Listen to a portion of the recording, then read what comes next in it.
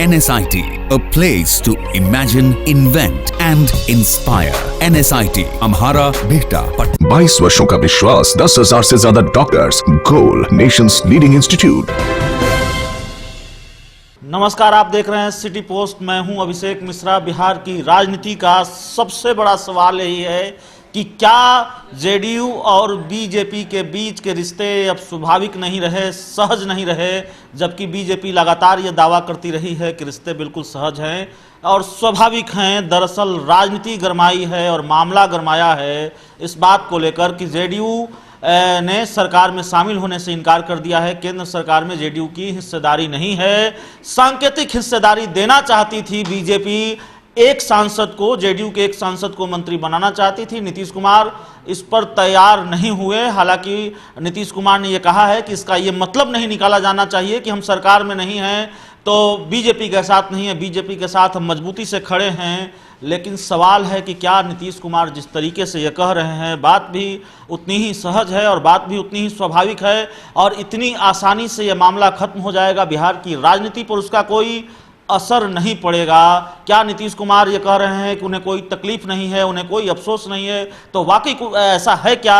वाकई नीतीश कुमार को कोई तकलीफ नहीं है और अफसोस नहीं है? नहीं, ऐसी बात है नहीं। हमारे पास एक्सक्लूसिव बयान है जो जेडीयू के महासचिव हैं केसी त्यागी, और चुनाव से पहले ही केसी त्यागी ने जो कहा था, अगर हम आपको वो सुनवा दें और आप जब सुन लेंगे तो आपको यकीन हो जाएगा कि मामला कितना बड़ा है और कितनी बड़ी तकलीफ है। बीजेपी ने जेडीयू के साथ जो किया है, सांकेतिक हिस्सेदारी देने की बात कही है और जेडीयू ने जिस तरीके से इनकार किया है। पहले हम आपको वो बयान सुनवाते हैं केसी त्यागी का, जो जेडीयू के महासचिव हैं। उस बयान से आप यह समझ पाएंगे कि बिहार की राजनीति में अब जो गर्माहट बढ़ने वाली है वो किस हद तक बढ़ने वाली है। जेडीयू बीजेपी के रिश्तों में जो गर्माहट बढ़ने वाली है, जो तल्खी बढ़ने वाली है, वो किस हद तक बढ़ने वाली है, आप इस बयान से समझ पाएंगे। चुनाव से पहले दिल्ली में हमारे editor in chief Shrikant Pratyush sir के साथ केसी त्यागी ने एक्सक्लूसिव इंटरव्यू में जो कहा था, हम आपको वो सुनवाने जा रहे हैं। आप सुन लीजिए क्या कहा था केसी त्यागी ने।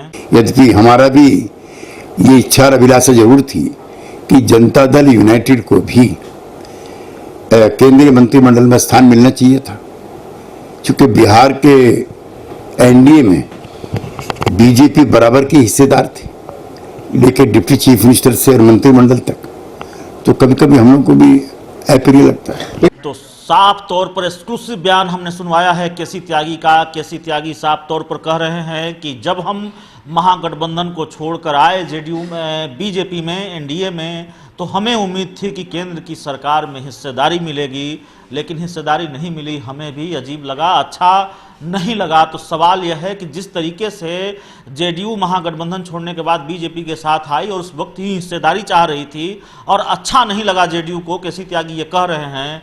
तो अब जब 16 सीटों वाली जेडीयू हो गई है, इतनी ताकत के साथ दिल्ली पहुंचे हैं उसके सांसद, जेडीयू की ताकत बढ़ी है, उस वक्त में अगर जेडीयू को हिस्सेदारी नहीं मिली है, केंद्र की सरकार में वाजिब हिस्सेदारी जो जेडीयू चाहती थी, सरकार को बाहर से समर्थन देना पड़ा है, सांकेतिक हिस्सेदारी मिलने की बात कही जा रही थी जिसको नीतीश कुमार ने नकार दिया, तो क्या तकलीफ नहीं है नीतीश कुमार के मन में? क्या बिल्कुल ऐसा कुछ भी नहीं है? जिस तरीके से बयान सामने आ रहे हैं, श्याम रजक का भी बयान सामने आया है, उन्होंने साफ तौर पर कहा है कि बीजेपी ने अच्छा नहीं किया, नीतीश कुमार कद्दावर चेहरे हैं। तो स्पष्ट है कि नीतीश कुमार को बीजेपी ने दूसरे सहयोगियों की तरह ही ट्रीट किया है और नीतीश कुमार को अच्छा नहीं लगा, उनकी पार्टी के लोगों को अच्छा नहीं लगा, साफ तौर पर बयान आ रहा है।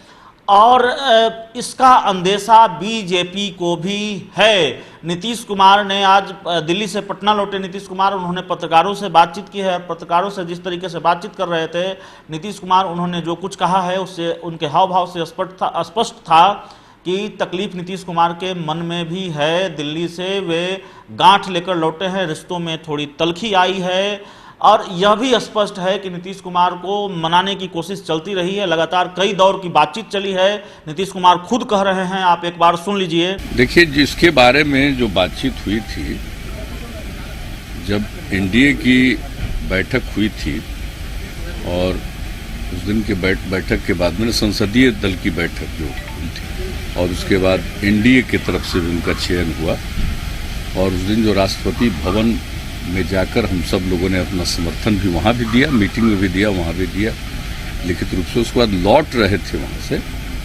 तो उसी में भारतीय जनता पार्टी के राष्ट्रीय अध्यक्ष ने ये बात कही थी कि जो बात करनी है तो कब 28 या 29, हमने कहा कि 28 तारीख को तो हम पटना में रहेंगे, उस दिन हम लोगों का इफ्तार है, 29 को आ जाएंगे। तो वही उनके ही कहने पर, वरना हमको तो 30 तारीख को जाना था। हम वहाँ गए थे, वैसे सुबह यहाँ भी उनका फ़ोन आया, फिर हम क्या आ ही रहे हैं। तो वहाँ जाने के बाद उनसे स्वाभाविक है कि उन्होंने बुलाया था तो हम गए थे मिलने। तो उस समय जो बात कही गई कि उन्होंने ये बताया कि हम लोग अपने सभी एनडीए के घटक दलों को एक एक सीट जिसका नाम दिया वो दे रहे हैं और आपको भी एक का देना है। तो हम उनकी बात सुनते रहे। फिर हमने कहा कि जहाँ तक सवाल है बीजेपी का, उसको तो पूर्ण बहुमत है और हम सब लोगों का समर्थन है, लेकिन जो उनकी बात से लगा कि वो एनडीए के घटक दलों को और जेडीयू को भी वो एक सांकेतिक रूप से प्रतिनिधित्व देना चाहते हैं। तो उस समय भी हमने कहा था कि इसकी कोई खास आवश्यकता करिए। तो हमने कहा कि नहीं, उसमें और लोगों को कितना बना रहे हैं, बिहार में भी कितने लोगों को क्या कर रहे हैं, ये सब हम जानना चाहते थे।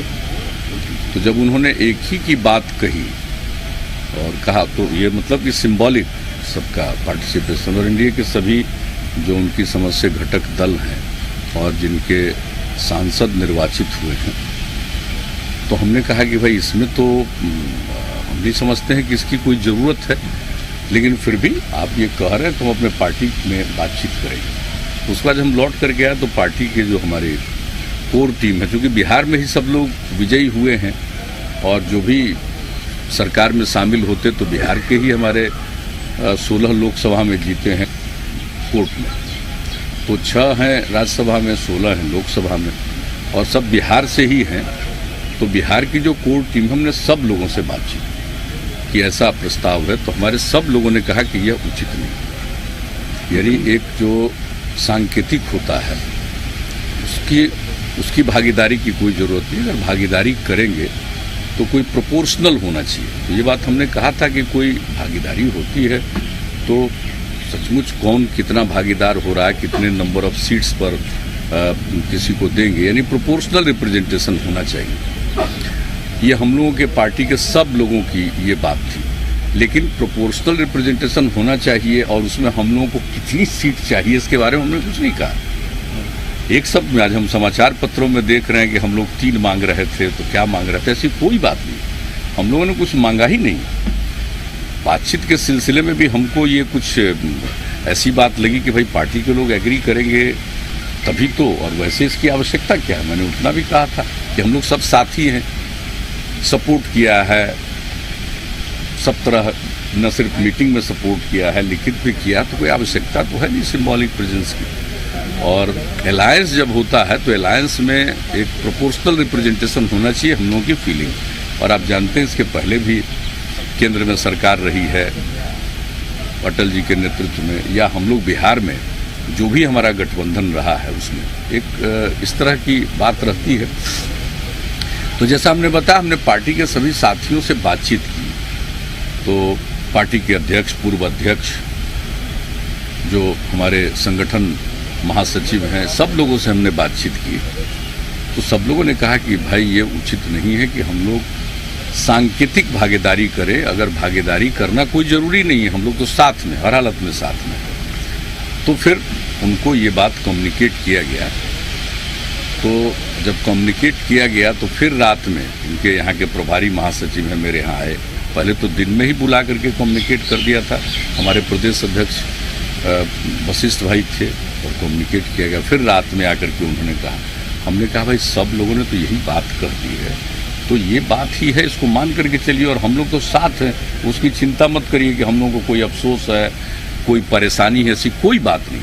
हम लोग तो साथ हैं और मिल करके, और बिहार में ही जो कुछ भी ये जीत हुई है, बिहार में हम लोग मिल करके काम कर रहे हैं, सरकार चला रहे हैं। बिहार की के लिए ही, बिहार के हित में ही हम लोगों ने ये अलायंस किया है, ताकि बिहार प्रगति के रास्ते पर आगे बढ़े, जो बिहार का पिछड़ापन है वो समाप्त हो।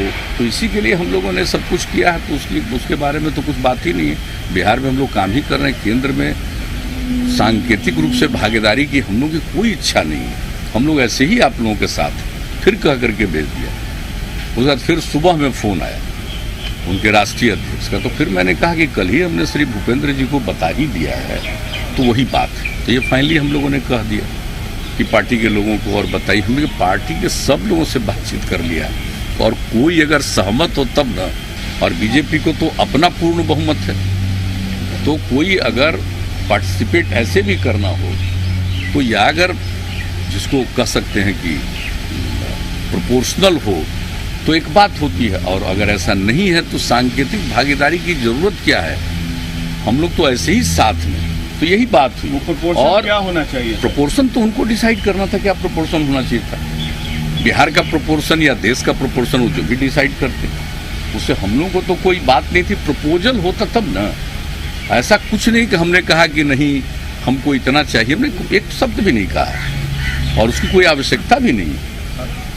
उनका प्रस्ताव था एक का, तो उस पर था कि ये तो एक सिंबॉलिक है, सांकेतिक है कि हर की भागीदारी होगी। अरे भाई, बिना सरकार में रहे भी तो साथ में, कोई आवश्यकता उसकी क्या है। पूर्ण बहुमत आने के बाद आपको लगता है कि बीजेपी का रवैया गठबंधन धर्म के खिलाफ है, क्योंकि वो खुद से अकेले से सब कुछ तय कर रही है? ऐसा हम कुछ नहीं कहना चाहते। हम लोग साथ हैं, और आप जानते हैं कि बिहार में जो जिस तरह से कैंपेन हुआ है और जैसा पूरी बुलंदी के साथ हम लोगों ने कैंपेन किया, आप सब लोग जानते हैं। तो सब लोगों ने एक दूसरे का सहयोग भी किया है, और हम लोगों ने भी जो काम किया, जो अपना चेहरा बनाया है, उसमें से 4 जो है वो इस कैबिनेट में अति पिछड़ी जाति का कोई रिप्रेजेंटेशन नहीं हुआ। जो 5 मंत्री बने उसमें से 4 अपर कास्ट के हैं, एक नित्यानंद राय जी। तो इस सोशल कॉम्पोजिशन को आप बिहार के परिप्रेक्ष्य में किस सामाजिक समीकरण को कैसे देखा? नहीं, देखिए ना, हम उनके सरकार के गठन पर कोई प्रतिक्रिया नहीं व्यक्त करना चाहते। ये उनका अपना निर्णय है।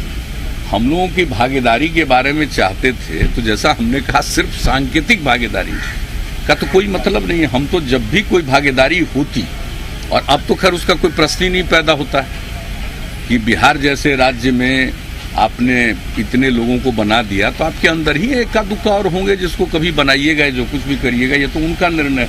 हम लोगों के लिए तो कोई इन चीज़ों की आवश्यकता ही नहीं। और जो आप कह रहे हैं, यह उनका अंदरूनी फैसला। और जहाँ तक सवाल है समाज के गरीब गुरबा तबकों का, जिसके लिए हम लोगों ने बिहार में सेवा की है, और वो प्रारंभ से ही जिस तरह से, जिस मजबूती के साथ वो बोलते नहीं हैं।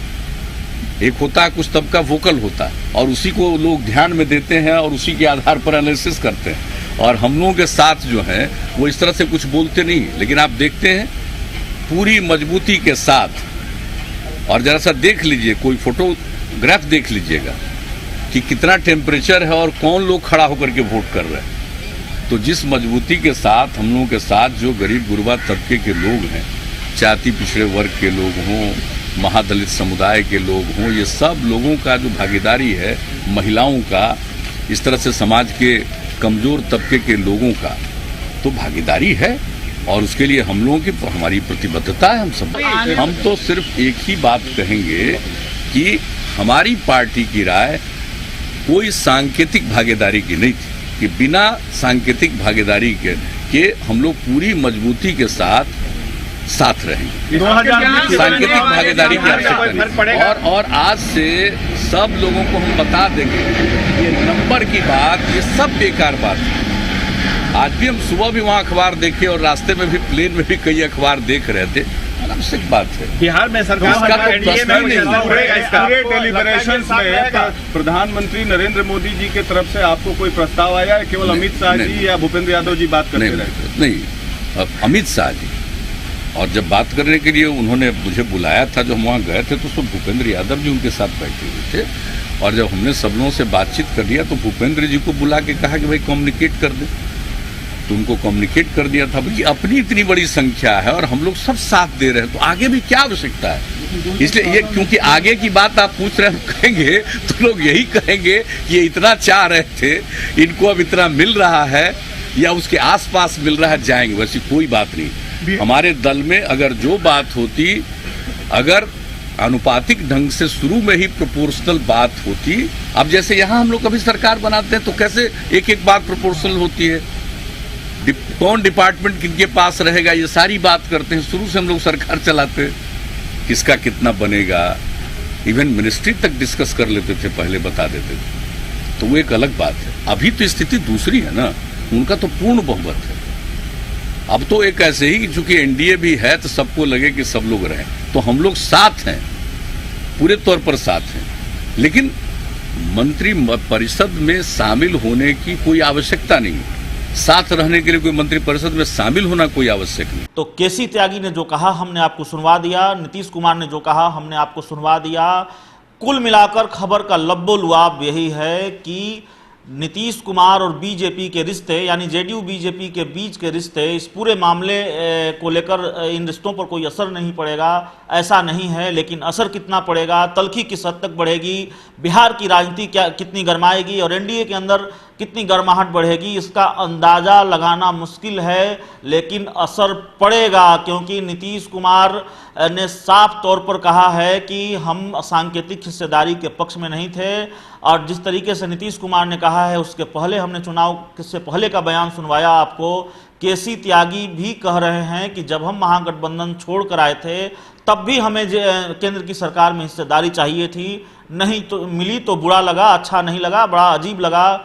जबकि बिहार की सरकार में कई मंत्री हैं, डिप्टी सीएम से लेकर दूसरे मंत्रालयों में मंत्री हैं बीजेपी के। तो साफ तौर पर बिहार और दिल्ली वाली बात है, कंपैरिजन है, तुलनात्मक दृष्टिकोण से इसको देखा जा रहा है कि जब बिहार में वाजिब हिस्सेदारी मिली है, बिहार में बिल्कुल जिस तरीके से डिप्टी सीएम बनाए गए हैं बीजेपी के, तमाम दूसरे विभागों के मंत्री बनाए गए हैं, तो साफ है कि बिहार की राजनीति पर इसका असर पड़ेगा, बिहार में जेडीयू बीजेपी की दोस्ती पर इसका असर पड़ेगा। और जिस तरीके से हमने केसी त्यागी का एक्सक्लूसिव बयान सुनवाया है, उससे यह बिल्कुल स्पष्ट है। नीतीश कुमार ने जो कहा है, जेडीयू के नेता श्याम रजक का बयान आया है, इन तीनों बयानों से यह स्पष्ट है कि बीजेपी और जेडीयू की दोस्ती पर इस बात का असर पड़ेगा कि वाजिब हिस्सेदारी बीजेपी ने मोदी मंत्रिमंडल में नहीं दी जेडीयू को। इस खबर में इतना ही। अगर आपको हमारी खबर अच्छी लगे तो इसे अपने दोस्तों के साथ शेयर करें, हमारे यूट्यूब चैनल को सब्सक्राइब करें, बेल आइकन जरूर दबा दें ताकि हमारी खबरें सबसे पहले आप तक पहुंचे। प्यार, समर्थन और सहयोग के लिए बहुत बहुत धन्यवाद। क्या आप जानते हैं कि घर बैठे आप अपनी स्वास्थ्य समस्याओं का सॉल्यूशन पा सकते हैं सॉफ्टकेयर मोबाइल ऐप के द्वारा। घर पर ब्लड टेस्ट के लिए अच्छे लैब के कंपाउंडर्स को बुला सकते हैं, बीपी जांचने के लिए एक्सपर्ट को बुला सकते हैं, ईसीजी करने के लिए टेक्नीशियन को बुला सकते हैं। साथ ही और भी कई सुविधाएं हैं इस ऐप में। आज ही डाउनलोड करें Softcare mobile app Google Play Store से या वेबसाइट www.softcare.in। अधिक जानकारी के लिए आप संपर्क कर सकते हैं। हमारे फोन नंबर्स हैं 9472981111, 9472982222। Softcare app, solution at your finger tips.